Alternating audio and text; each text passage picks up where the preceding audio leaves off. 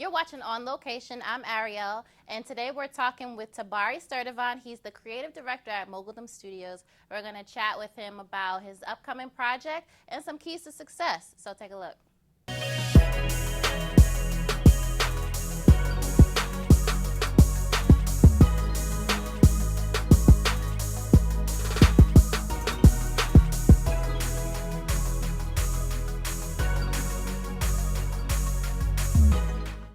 Well, thank you so much for being with us. So I got to take it way back. Okay. Because before you were involved in TV production, Right.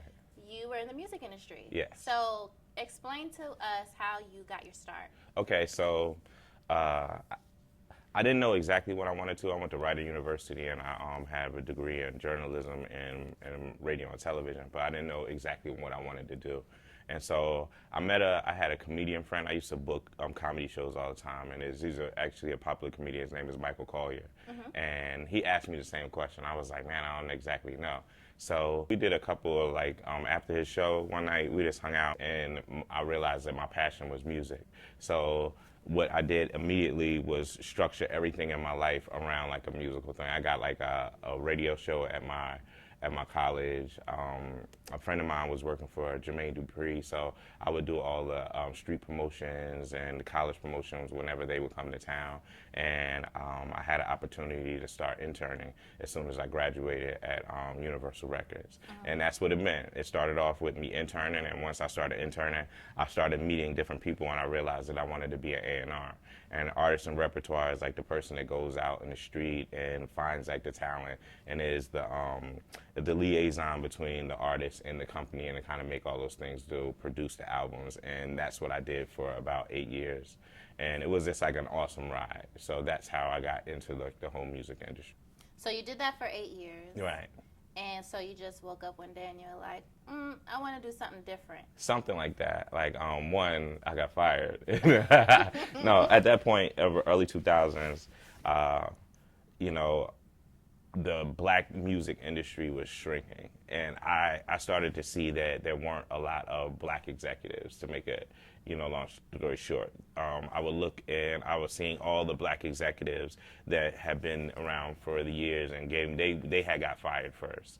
And I remember one time I'm a producer, so I was like looking for a track one night and I couldn't find it, and I needed it real bad. So a friend of mine was like, "Yo, there's this program called Napster," and I was like, "Oh," I went and grabbed it. And it took me like 2 minutes to grab the track that I want. I was like, "Oh, that's a great thing, but that's a horrible thing because who's going to be paying for music now?" And then right at the same time, right after that, the iPod came out, and I knew that. Like I actually saw what was going to happen 10 years, and so I was like, man, I can't really bank my livelihood on music right now because it's going to be like so uncertain for a couple of years. So I sold my house and I moved down to Atlanta, and just started from ground zero and just kind of started making things happen.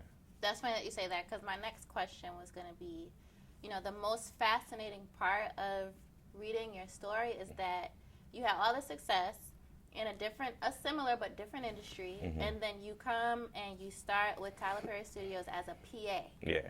And to me, like, with the millennial generation, like, people don't want to hear that stuff. Yeah. Like, if you want to do something, they're not trying to start over, and Right. you literally reinvented yourself. Yeah, I knew that was an opportunity when a friend of mine, Lisa Collins, called me, and she was like, they have an opportunity for Mr. Perry he's having a party to start the new studio, to open a new studio. And once I got there, I always was a fan of Tyler's. I used to go to the plays and everything, and I was, he was definitely an inspirational person. And to see him in person, and he was doing something, it wasn't like a television, he wasn't making television, he was very concerned about a party he was throwing, and he was on top of it.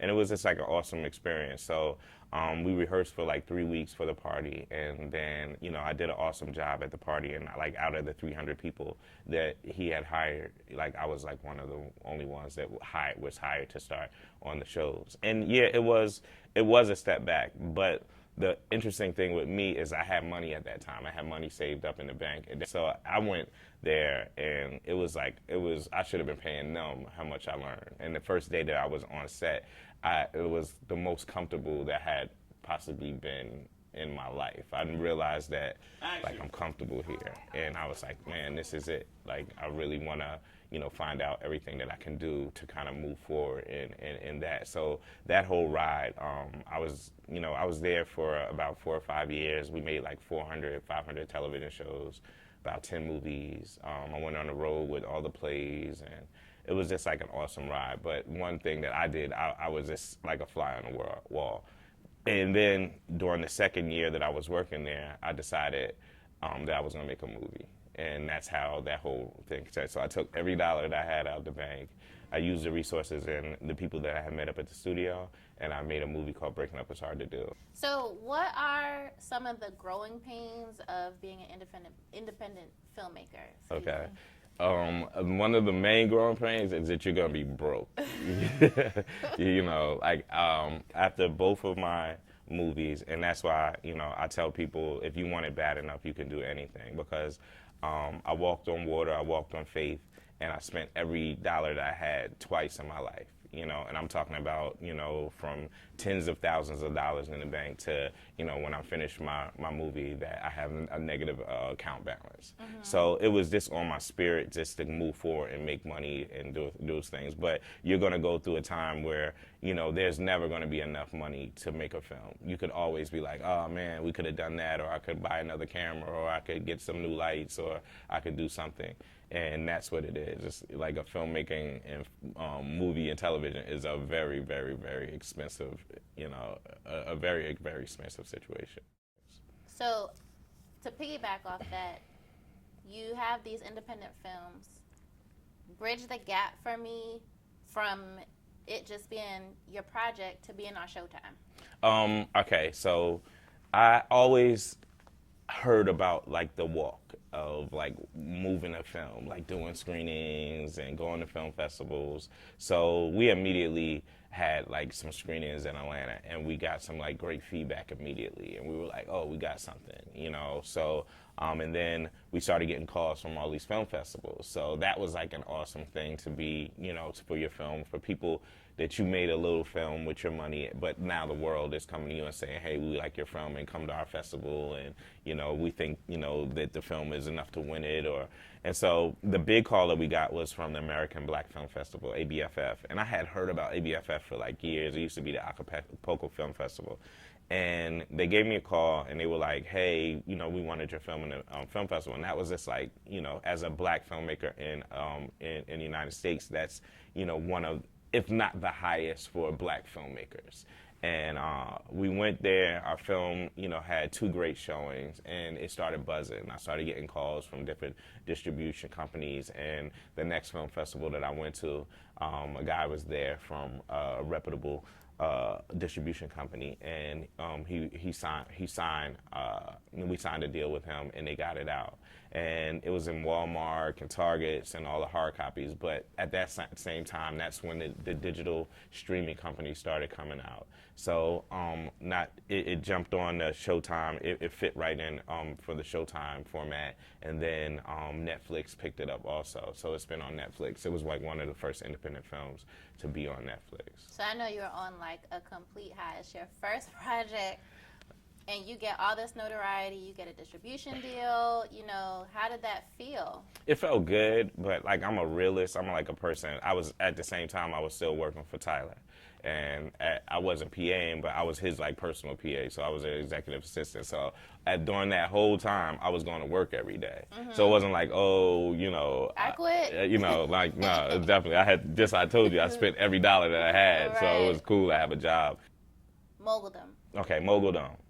How did you get from Tyler Perry Studios, independent film producing, TV shows, to Moguldom Studios? I have been praying I was really focused on getting into the computer, finding out how websites are made and understanding the power in URL and, search engine optimization. I was like, man, I really want to meet some young people in the computer. So I get this call from, the vice president of Moguldom Films at the time, and he's like, hey, we want you to come over and I'll make some docs.